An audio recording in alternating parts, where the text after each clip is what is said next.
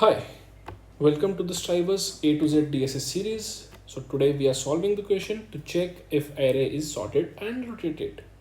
So let's directly jump to the question. Okay, this is a lead code question. What does it say? We have been given an array nums. We need to return true if the array was originally sorted in a non-decreasing order, then rotated some number of positions including 0. Otherwise, we need to return false. Okay. So what does 0 here means? Including 0. Including 0, right? If I give you an array 1, 2, 3, 4, 5 and ask you to rotate it at k equal to 0, what would be your output? It would be 1, 2, 3, 4, 5. The sorted array itself. So this is k equal to 0 and the array is sorted. This means if your array is sorted, हमें तब भी true return करना है. Okay. So what is our input array? It is 3, 4, 5, 1, 2. So this array is rotated. If we see, yes, it is rotated at k equal to 3. So काफ़ी लोगों को ये doubt भी है कि हम एरे को रोटेट कैसे करते हैं. So we have been given an array 1, 2, 3, 4, 5. आपको एरे दे दिया एंड आई आस्क यू इसको k इक्वल टू 3 पे रोटेट कर दो. This is a totally different question. You may find it on LeetCode somewhere कि you have been given an array and they are asking to rotate it at some point k, at some position index k. Here it is k equal to 3. अगर मैं आपको बोल दूँ उसको rotate करना है, how will you do?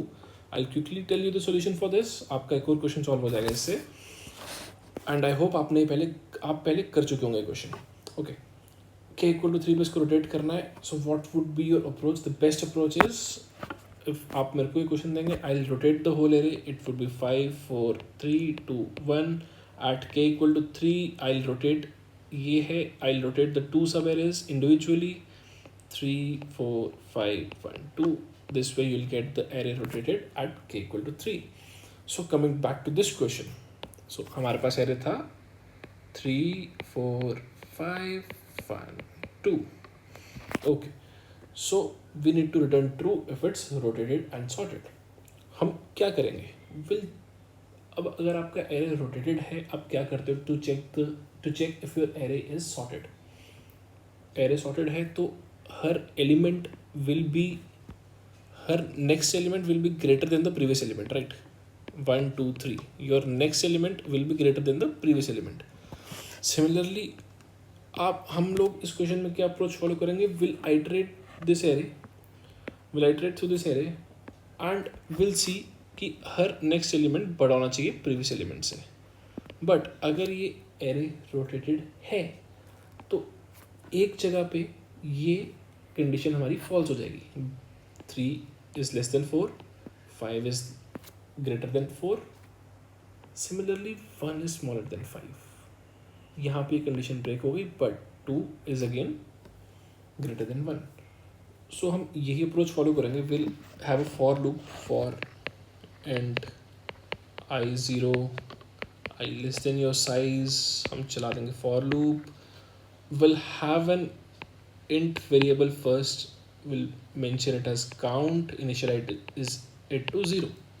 ये count है कि कितनी बारी हमारा ये पैटर्न टूटेगा कि next element should be greater than the previous element. We are iterating to the array. So हम एरे से इटरेट कर रहे हैं. Okay, and what will do, will check if your nums of I is greater than nums of I plus 1, right. But एक चीज़ का ध्यान रखें यहाँ पे, आई प्लस 1 लास्ट में आउट ऑफ बाउंड हो जाएगा. सो ये आउट ऑफ बाउंड ना जाए, because when I will be at your nth position, I plus 1 will be n plus 1. That will be out of bounds for the array. To check for this condition, what will do, will use the mod operator. nums of n plus 1 mod n, sorry, i plus 1 mod n, right. This way ये आपका out of bound नहीं जाएगा. अगर आपको ये use नहीं करना, नहीं समझ आ रहा, कोई बात नहीं, हटाओ इसको. आई प्लस 1 को रखो, साइज -1 कर दो. नेक्स्ट आई प्लस 1 से इसको कंपेयर करते जाओगे. एंड इफ ये कंडीशन ब्रेक जब भी हुई, नेक्स्ट एलिमेंट बड़ा हो गया, व्हाट यूल डू, जब आपका ये कंडीशन ब्रेक हो रही है, what you'll do, you'll increment the count plus plus, CNT plus plus. Okay, at last हम चेक कर लेंगे इफ ये काउंट की value should be less than और equal to 1. See why I put less than equal to 1.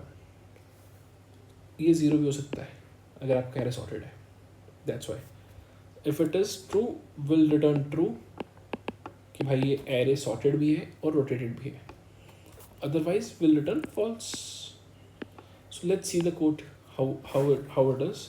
So we need to return a bool variable here. Line number 3, we are returning a boolean. Count is 0 initially. N is nums dot size. Okay. For int I 0, true, great. For nums of I, if nums of I is greater than nums of I plus 1 mod n, आपको नहीं चाहिए कोई बात नहीं, आप अपने for condition में I n minus 1 कर दो, वो भी चल जाएगा. Then count plus plus, if it is less than equal to 1, return true else false. So I hope you got this concept. आपको ये क्वेश्चन आ गया, and please do practice yourself. Thank you.